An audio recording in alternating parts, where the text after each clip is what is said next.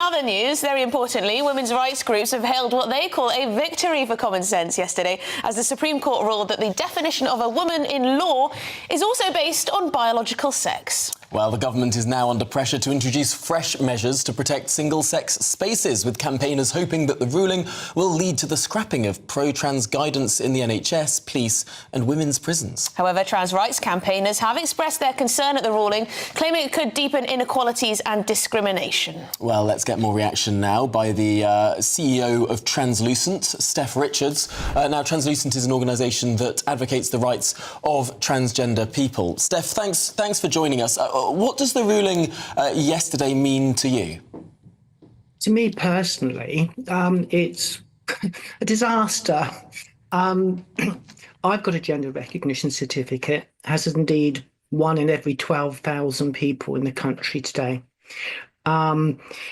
And it's effectively meant that my gender recognition certificate is pretty much worthless in some respects. It still gives me ability, if I wanted to remarry, I lost my partner last year, to remarry in my correct gender. It certainly gives me the ability to die as a woman.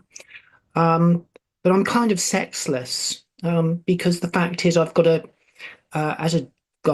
gender recognition certificate. I've also got a female birth certificate. I am legally female. I've had surgery. I've had lower surgery. But in regard to the Equality Act, I am considered a man. Steph, do you accept that some women felt as though their identity was being erased? That the balance wasn't being struck between transgender rights and women's rights? We spoke there in the introduction about the NHS. I mean, how many times was things like cervix haver, chest feeder, these sorts of words? The worry about transgender people, even rapists, being in female prisons and the like. The concern over changing rooms and sports and so on. Can you see that for a lot of women, they were deeply concerned about those issues? Can you name me a trans woman sports person? Well, we actually covered the 2 transgender women who won a pool tournament very recently. I can't remember their exact names. Pardon? In America? So what is your point here, Steph? So you don't think that it's an issue that transgender people might enter female sports and dominate? Well, we're already banned from all the sports in the UK, pretty much. If there's a sports issue, it's not in the UK. And you mentioned about hospitals. Well, Translucent has done 3 different investigations with requesting NHS Foundation trusts if they've had any complaints about trans women in female wards. We have made 282 Freedom of Information requests covering a period of 3 years and 3 months. And we found just 1 complaint.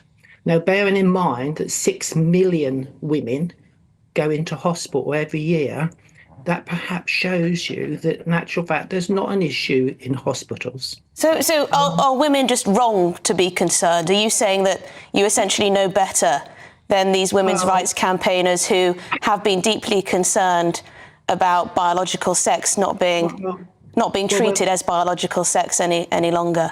Well, let's go through each individual where they're concerned.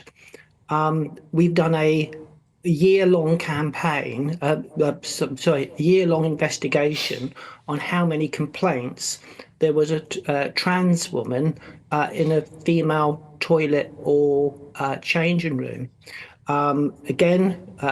Covering a population of 26 million people, we found no complaints. Now, I would had that all these FOIs are actually on our website. Your viewers can go into the website, find the relevant investigations, and you can find that there's not 1 complaint in an NHS hospital and 0 complaints as regards to council-run sports facilities. Just Steph, do you believe that all transgender women should have the same sex-based protections as biological women. Is that your position? Because that's what the Scottish government was essentially arguing, wasn't it? Well, you've got to remember this is around the Equality Act, and no, we absolutely agree with the need of single-sex spaces. But what we don't agree with is blanket bans, which is basically what the gender-critical feminists, in inverted commas, is deciding that they want to go. That basically trans people are already marginalised, already victimised. We already suffer crime at twice the rate of cisgender people because of the hate that has been driven against my community. We've already got a situation where 1 in 3 employers say they won't employ a trans person. Our rights are absolutely demolished already, and we now have got a situation where we can't even. Well, the judge did make clear that those types of protections for transgender people have not been removed or diluted in any way, and that will remain. Gender reassignment will remain a protected characteristic. But I do understand your concerns. Absolutely. I'm really sorry, we're going to have to leave it there. But thank you very much for taking the time out of your day to speak to us. Steph Richards, there, CEO of Translucent, which is an organisation that advocates for the rights of transgender people.